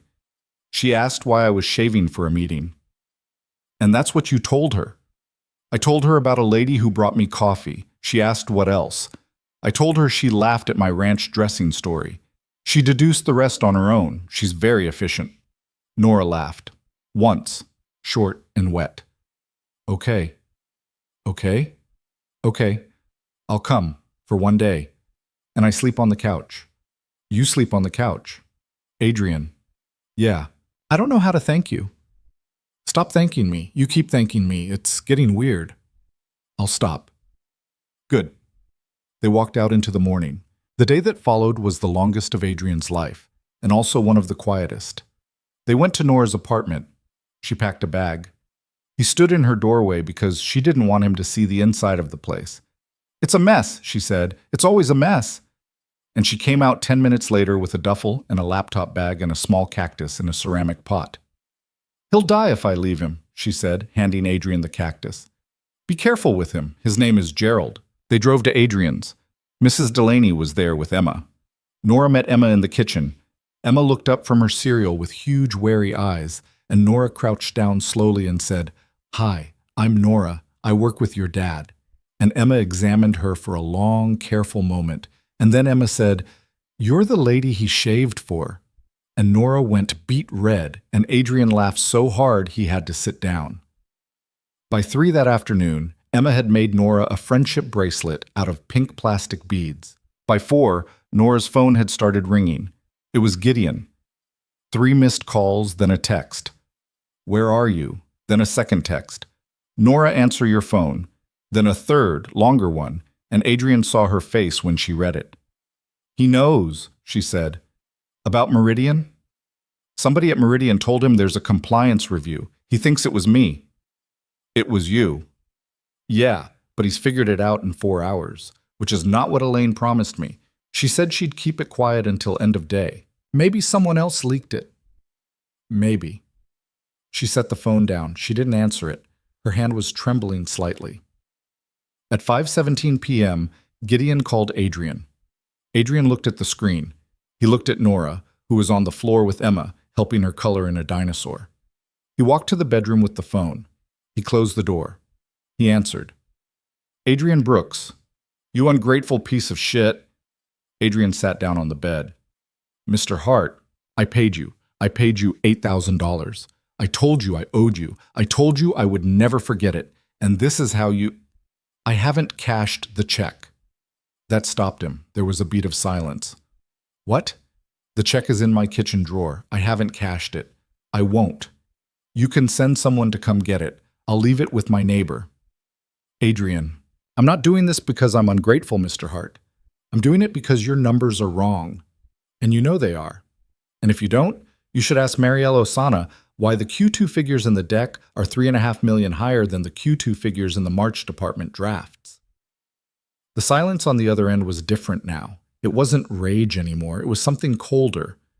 You don't know what you're doing. Maybe not. You think you're being a good man. You think Meridian is going to thank you. They're not. They're going to bury this under a compliance review that lasts 18 months. And my company is going to go under. And 314 people are going to lose their jobs. And you will have done that, Adrian. You will have done that with your little ethical stunt. Or you'll fix your numbers and the deal will still close. Not in the next 48 hours, I won't. Then maybe it shouldn't have closed in 48 hours. Gideon was quiet. Adrian could hear him breathing. Where is Nora? She's safe. She's with you, isn't she? She's safe. You think you're protecting her. You think you're some kind of hero. You're a technician, Adrian. You don't even understand what you're holding. You don't understand what it's worth. You don't understand what I built. I understand what fraud is. You understand nothing. Goodbye, Mr. Hart. Adrian. Adrian, listen to me. One chance only. You walk this back. You call Elaine Park tonight and you tell her there was an error in the deck you showed her, a version control problem. You tell her you were confused. You tell her the numbers in the deck are the real numbers and you simply pulled the wrong draft from the server. That's all. One phone call. I will wire you $250,000 tomorrow. In cash if you want. To any bank, under any name. Nobody will ever know. You walk away rich. I close my round. Nora comes back to work. Everyone wins. That's the offer. One time. Adrian closed his eyes. He thought about Emma in the next room, coloring a dinosaur with a woman who had come to his apartment carrying a cactus. He thought about the $8,000 in the drawer. He thought about what $250,000 would buy. Years of rent, college savings, a house, Emma's own room with a window, a yard, a swing set. He thought about the heart in the middle of the robot's chest. No, he said. Adrian? No, Mr. Hart. You will regret this. Probably. You will regret this for the rest of your life. Maybe. But my daughter won't. He hung up. He sat on the bed for a minute with his hands on his knees. He was shaking a little. He could feel it in his thighs. He breathed, counted, breathed again. When he came out, Emma was standing in the hallway with the pink bracelet held up on one finger. Daddy? Yeah, baby. I made Nora a bracelet and she's going to teach me how to do the blue kind. That's amazing. She said we can do it tomorrow. He looked past Emma. Nora was standing in the kitchen doorway, her hands in her sleeves, her eyes very carefully on his. Yeah, he said. You can do it tomorrow. Emma ran back to the living room. Nora walked to him. She stopped 3 feet away. He called. What did he say? He offered me $250,000 to walk it back. Her face did not move. She had known, maybe, or had suspected. And? I said no. Nora closed the distance then. Not a lot of it. 2 steps. She put one hand on his chest, right over his shirt pocket. Right about where, in Emma's drawing, the red lopsided heart had been. "Okay," she said. "Okay." Her hand stayed there for a moment longer, and then she dropped it, and she turned and walked back to the living room where Emma was calling her name and Adrian stood in the hallway and breathed. Outside, the city was turning gold again. The storm from 2 nights ago felt like a year ago. In a conference room on the 47th floor of a black glass tower downtown, a senior compliance counsel named Elaine Park was on her 3rd phone call of the hour, a fountain pen in her hand, and a legal pad filling up with small, careful notes. And somewhere across the river, a man named Calvin Reed was sitting on the edge of his bed, staring at a wall and trying to decide whether he dared believe what he had just heard. Adrian walked into the living room. Emma was on the carpet teaching Nora about a triceratops. Nora was nodding seriously. He sat down on the floor with them. "What are you coloring?" he said. "A dinosaur," Emma said without looking up. "Its name is Beverly." "That's a great name." "I know." Nora glanced up at him. She smiled. It was tired. It was real. He smiled back. And for the first time in a very long time, Adrian Brooks sat on his living room floor with his daughter and another person. And he was not alone. And he was not the widower. And he was not the tired man with the stained jacket. And he was not anybody's technician. He was just a father and a man and somebody trying to do the right thing. And the phone in his pocket did not ring again that night. The call from Elaine Park came at 7:42 the next morning. Adrian was at the stove making eggs. Nora was at the kitchen table with Emma, working on the blue bracelet she'd promised. They had been up since 6 because Emma had been up since 6, and Emma had decided that the lady on the couch was now part of breakfast, which meant Nora had not been allowed to sleep past her. His phone rang. He saw the name and handed the spatula to Nora without a word. "Miss Park." "Mr. Brooks, you're on speaker. Miss Vale with you?" "She's here." "Put me on speaker, please." He did. He set the phone in the middle of the kitchen table. Emma looked up from her beads, sensed the shift in the room the way kids do, and went quiet. Adrian put a finger to his lips. She nodded, solemn. "Good morning, Ms. Vale." "Good morning, Elaine. I'll be brief. My team worked through the night. The discrepancies you flagged are consistent with deliberate manipulation across at least 6 quarters. Meridian's managing partners were briefed at 5 this morning. At 6:15, Meridian formally withdrew from the funding round pending a full third-party audit. Mr. Hart was notified by letter at 6:30. The SEC has been informed as of 7 a.m. per our compliance obligations. This is now out of my hands and out of yours. Nora closed her eyes. Elaine, yes, thank you. Don't thank me, Ms. Vale. You did the work. I just received it. What happens now? Now the regulators do their job. It is likely there will be civil actions. It is possible there will be criminal charges. Mr. Hart has retained counsel already. His counsel has, I am told, a lot of calls to make today. A pause. Ms. Vale, I would like to ask you something, on a personal level, off the record. Okay. What do you want from this? What do I mean, specifically, from me, from Meridian? Do you want a job? Do you want a reference? Do you want to be kept out of the press? I can make several of those things happen. Tell me what you need. Nora looked at Adrian across the table. He didn't say anything. This wasn't his question. I need the truth to come out clean, she said. Not sensationalized, not leaked, just clean. If the press gets it, fine, but I don't want to be the story. I want the fraud to be the story. I don't want to be on a morning show. I don't want a profile. I want to be forgotten as fast as possible and allowed to get another job in 6 months. That I can do. And Adrian. Yes. Adrian doesn't get dragged into this. He's a contractor. He recovered files. He called it in when he realized what he'd recovered. That's all he did. I don't want his name in anything. I don't want him deposed. I don't want reporters at his apartment. He has a daughter. I will do what I can, Ms. Vale. I won't promise, but I will do what I can. Thank you. Mr. Brooks. Yes, ma'am. You were right, by the way, about the check. Ma'am, if you had cashed it, this would have gone differently for you. My compliance team noted that you never did. It was the first thing that made your account credible. I thought you'd want to know. Adrian looked at the drawer. Thank you. Both of you, stay home today. Don't answer numbers you don't know. If anything escalates on your end, call me directly. The line clicked off. For a long moment, nobody in the kitchen moved. Then Emma said, "Is that the lady who's helping?" "Yeah, baby, that's the lady who's helping." "Is she going to help Nora too?" Adrian looked at his daughter, 5 years old, not missing a thing. "Yeah, honey, she's going to help Nora too." "Good." Emma went back to her beads. Nora pressed the heels of both hands against her eyes. Her shoulders were shaking, very small, very contained. Adrian walked around the table. He put a hand on her back between her shoulder blades, just flat against her sweatshirt. He didn't say anything. He just stood there with his hand on her back while she cried, without making any sound. The way grown women cry when they have practiced not bothering anyone with it.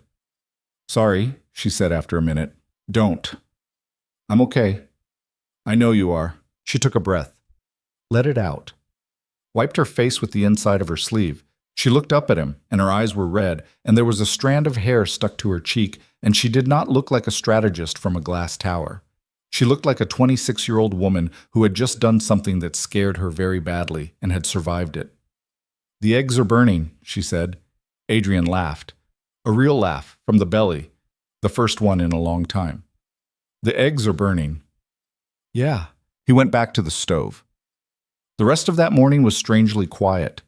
The storm Adrian had been bracing for did not arrive. Not in the way he'd expected. No reporters, no process servers, no thundering knock at the door. His phone rang twice from unknown numbers, and he did not answer. Nora's phone buzzed steadily for about 2 hours and then went silent, as if the whole machine on the other side had moved past her and on to bigger prey. At 11, they let Emma watch cartoons in the living room. Adrian and Nora sat at the kitchen table with coffee and the local news on his laptop, muted, watching a banner crawl across the bottom of the screen. Portland tech firm, Vail. Innovations under federal review. CEO Gideon Hart, unavailable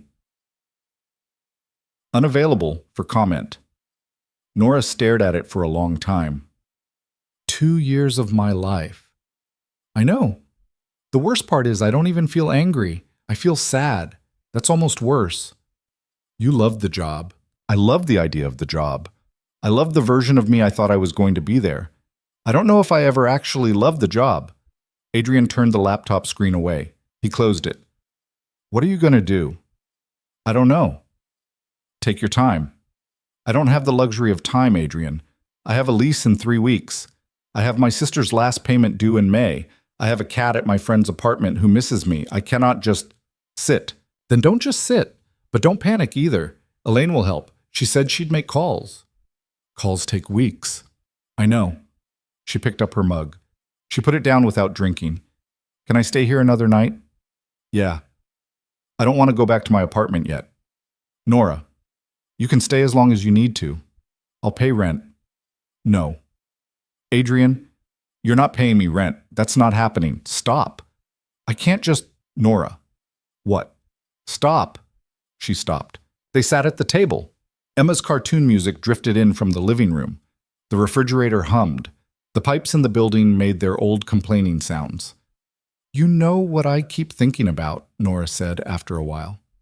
What? Calvin. Yeah.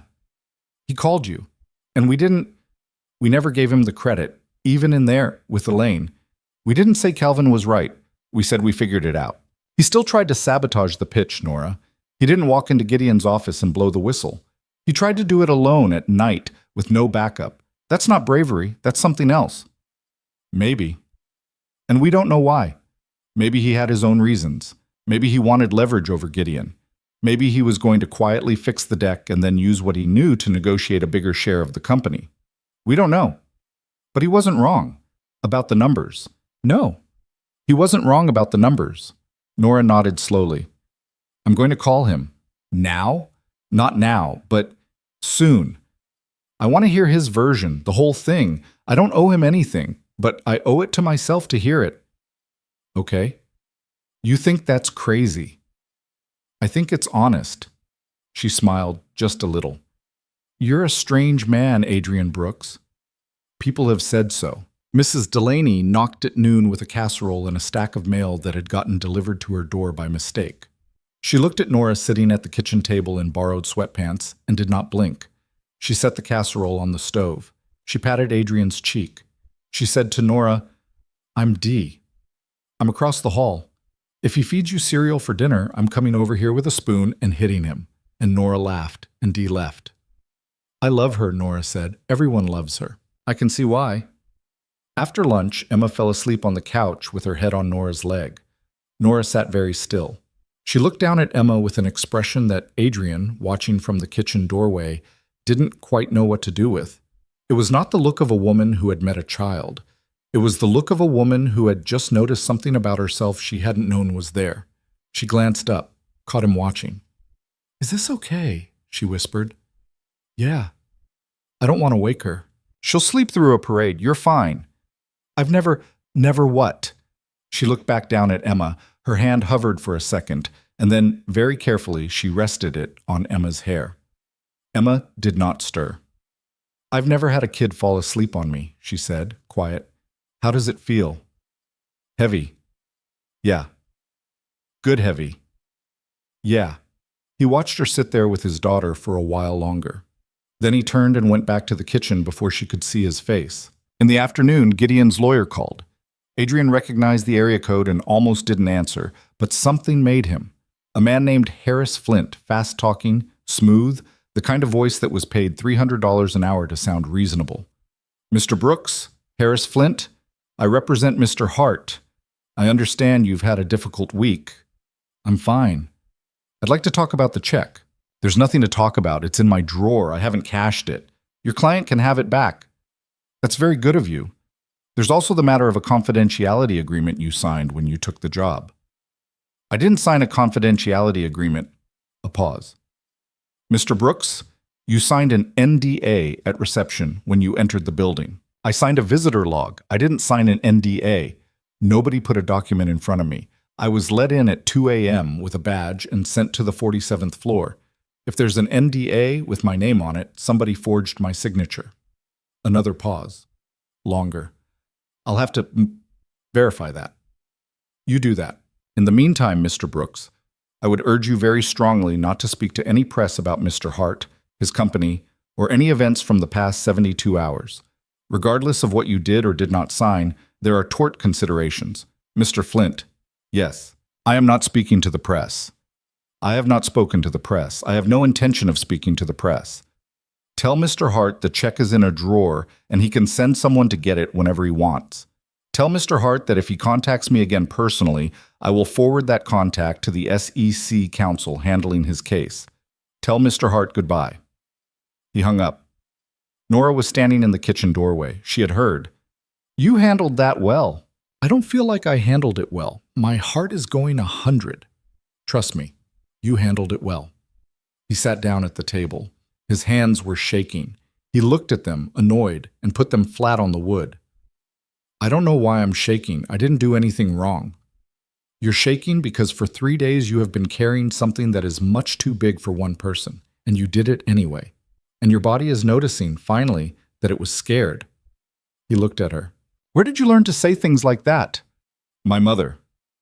"She sounds like she was something." "She was." Nora sat down across from him. She reached across the table. She put her hand over his on the wood, covering it. "Adrian, yeah, I know this is not the time. I know you have a daughter sleeping on the couch, and we are sitting in the aftermath of something that is not over yet. I know that. But I need to say something because if I don't say it now, I will never say it, and I don't want to be the woman who doesn't say things." "Okay. I am falling for you." He did not move. "And I don't know what to do with that. I am not going to do anything about it. Not now, not with everything that just happened, and not with Emma, and not with you still being whatever you still are, with Hannah. I am telling you because I am tired of pretending, and because you deserve to know where I actually am, so that you can tell me if this is a thing I should bury immediately and never bring up again." He looked at her. He looked at her hand on his. "Nora, yeah. I watched you fall asleep on my couch last night, from the hallway. Emma had asked for water, and I was going to bring it to her, and I walked past the couch, and you were already out. And I stood there for a full minute watching you breathe, and I felt something I haven't felt in a long time. I felt grateful. Not romantic, not yet, I don't think. Just grateful. that there was another person in my house, that Emma and I were not the only two people inside these walls. He took a breath. And then this morning you taught my daughter how to string beads, and I watched you do it, and I thought, this is what I gave up hoping for. This. Somebody in my kitchen. Somebody who laughs at my stupid stories. Somebody who is not trying to fix me or feel sorry for me or be careful around my grief. Just somebody who is here. He turned his hand under hers so their palms were together. I don't know what I am, Nora. I don't know if I'm ready. I don't know what I have to offer you. I have a 5-year-old and a Subaru with bad brakes and $8,000 I can't spend and a closet full of my dead wife's clothes. I have not been able to throw away in 4 years. That's what I bring to the table. You bring more than that. Not much. More than that. Okay? They sat there with their hands on the table and Emma asleep in the next room, and the refrigerator humming, and a banner on some muted news feed somewhere in the city announcing the end of Gideon Hart's career. And for a while, neither of them said anything else. Eventually, Nora said, okay, so we don't do anything. Not yet. We just know. We just know. Deal? Deal. Can I keep my hand here, though? Yeah, you can keep your hand there. She did.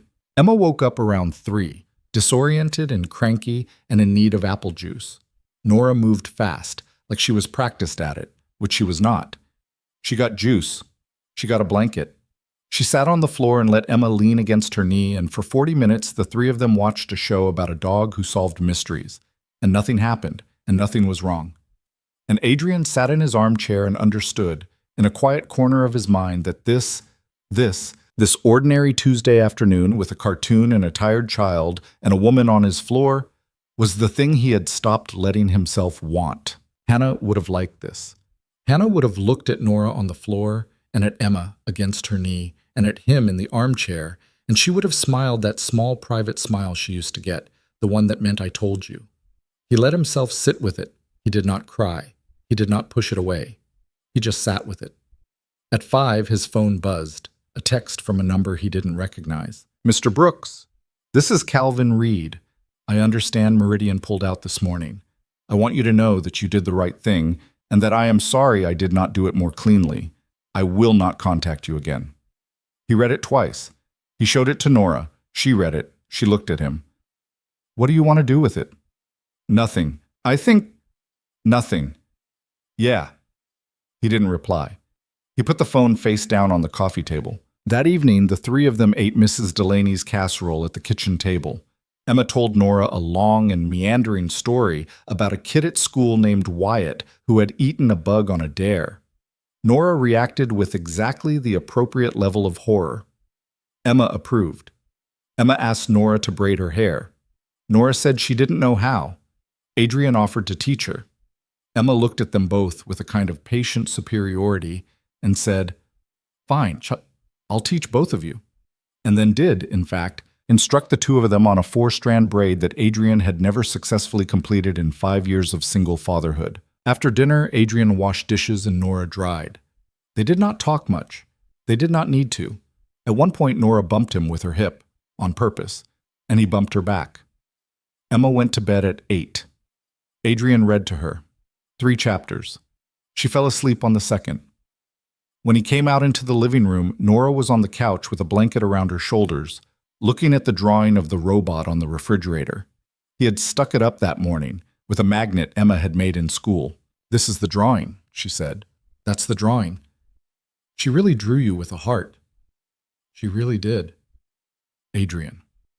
Yeah. I think you underestimate how much of that heart is still working. He sat down on the couch next to her, not close, but close enough that his arm was along the back behind her shoulders, not touching, but near. Maybe, he said. I think a lot of it is working. Maybe. She leaned just slightly into his side. He let her. Her head came to rest on his shoulder. Her hair smelled like his shampoo, because she had used his shampoo, because she had been wearing his sweatpants for a day and a half, and had stopped pretending any of this was temporary. They sat on the couch in the lamp-lit living room.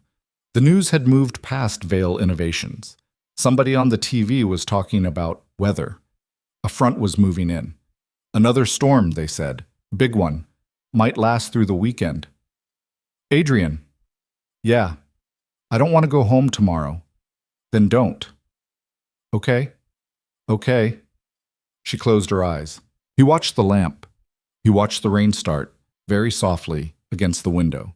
He felt her breathing against his ribs, and he thought about his daughter sleeping in the next room, and he thought about the drawing on the fridge, and he thought, very quietly, about the fact that he was not alone in his house on a Tuesday night. And for the first time in 4 years, he let himself stay inside the thought, instead of walking away from it. Outside, the city glittered through the rain, and inside, Adrian Brooks, 32 years old, widower, freelance tech fixer, father of one small pink backpack human, did not say anything at all. He just breathed, and he felt a woman's weight against his shoulder, and he understood, without needing to name it, that something in him had just, very quietly, without ceremony, begun again. 6 weeks later, Adrian stood at the back of a cafeteria in a public elementary school on the east side of Portland, holding a paper cup of lukewarm coffee and watching his daughter talk to a panel of judges about how a solar circuit worked. The school tech fair was a small thing, 22 kids, cardboard displays, a folding table against the gym wall holding plates of store-bought cookies. But Emma had practiced her presentation in the bathroom mirror every night for 2 weeks, and she was wearing the dress she only wore for serious occasions. And when she held up her little wired panel and said, in her careful kindergarten voice, "The sun makes the light go," Adrian felt something in his chest that he had not felt since before Hannah died. Not happiness, exactly, something quieter. The feeling of a man who had finally stopped bracing. Nora was standing beside him. She was clapping too hard. She had been clapping too hard for every kid, which was driving the more restrained parents slightly insane, and Adrian loved her for it. "She's crushing it," Nora whispered. "She practiced this in the mirror. She practiced it on me 3 times. She made me ask follow-up questions." "What follow-up questions?" "She made me ask if solar power works at night. She had a whole answer ready. It involves batteries and also, quote, the moon, maybe." He laughed. A woman 2 rows up turned around and gave them a look. Nora did not stop clapping. A lot had changed in 6 weeks, most of it quietly. Nora had not gone back to her apartment. She had gone back once to pack the rest of her things, and had come home to Adrian's place with 2 suitcases and Gerald the cactus, and had not brought up leaving again. Elaine Park had come through on what she'd promised. A friend of a friend had hired Nora on a 6-month contract at a smaller firm, at a pay cut she had accepted with a shrug and a joke about finally not having to pretend she liked the word synergy. The SEC review of Vail Innovations was ongoing and probably would be for years. Gideon Hart had stepped down as CEO. The board had brought in an interim replacement. The company was smaller now, and honest, and limping, and alive. 314 people still had jobs. Adrian thought about that sometimes. He did not feel proud of it. He just felt relieved. Calvin Reed had not contacted either of them again. He had testified, Adrian heard later, cleanly and fully and without deals. Whatever his reasons had been that night on the 47th floor, they had, in the end, added up to the right thing done in the wrong way. Adrian had decided a few weeks in that this was probably true of most people he'd ever known. Hannah had been the exception. Hannah had done the right thing the right way. That was part of what had made her rare. He thought about Hannah less now, and when he did, it was easier. The grief had not gone. It never would. But it had moved somehow from a room he lived in to a room he visited. Emma finished her presentation. The judges clapped.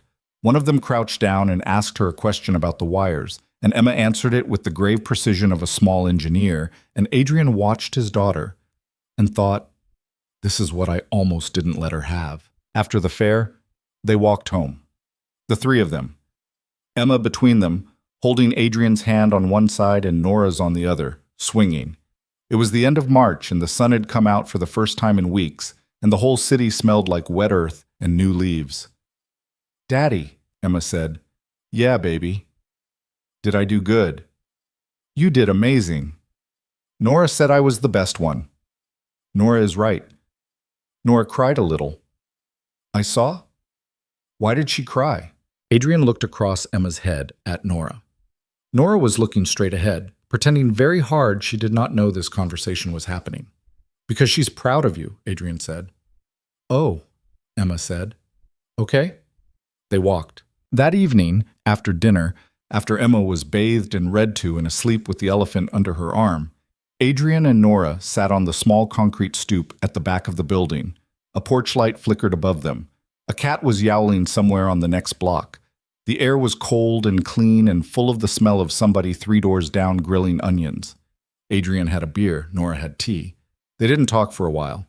Eventually Adrian said, Can I tell you something? Yeah. I spent 4 years thinking love was going to come back to me like a lightning strike, like one big moment. I thought I'd know because it would be huge, something I couldn't miss. And I thought because I couldn't feel anything that big, I wasn't ready, and I might never be ready. Yeah, but it wasn't like that. No, it was a woman in a lobby with 2 coffees. It was somebody teaching my kid how to string beads. It was you asleep on my couch. It wasn't lightning. It was the lamp being left on for me. Nora's eyes shone. She didn't wipe them. She just looked at him. I want to tell you something too, she said. Okay. I didn't know I wanted a kid. I didn't. I had never wanted a kid. I had a plan, Adrian. I had the kind of plan women in their 20s have where they swear they're going to be different, and then I met your daughter, and she asked me if I could do a 4-strand braid, and I couldn't, and I watched you try, and I understood that I had been lying to myself about a lot of things. Nora, I love her. I know. I love you. He set the beer down. He reached over and took her face in both hands, very gently, and kissed her. Not a big movie kiss. A small one. A porch light kiss. The kind a man gives a woman when he is saying, yes, this here. When they pulled back, her cheeks were wet, and she was laughing a little. Finally, she said, I know. 6 weeks, Adrian. 6 weeks. I had to be sure. You're impossible. I know. Behind them, the door cracked open, a small voice. Daddy? They turned. Emma was in her purple pajamas, elephant in hand, hair a nest. Baby, why are you up? I heard you laughing. Sorry. Were you kissing? Adrian opened his mouth to answer. Nora was faster. Yes, Nora said. We were. Emma considered this. Then she walked out onto the stoop in her bare feet and climbed into the small space between them and sat down. Good, she said. She leaned her head against Nora's arm. She leaned her feet against Adrian's leg. The 3 of them sat on the concrete step under the flickering light. Daddy, Emma said. Yeah. Is Nora going to stay? He looked at Nora. Nora looked back. Yeah, baby, he said. Nora's going to stay. Okay. Emma closed her eyes.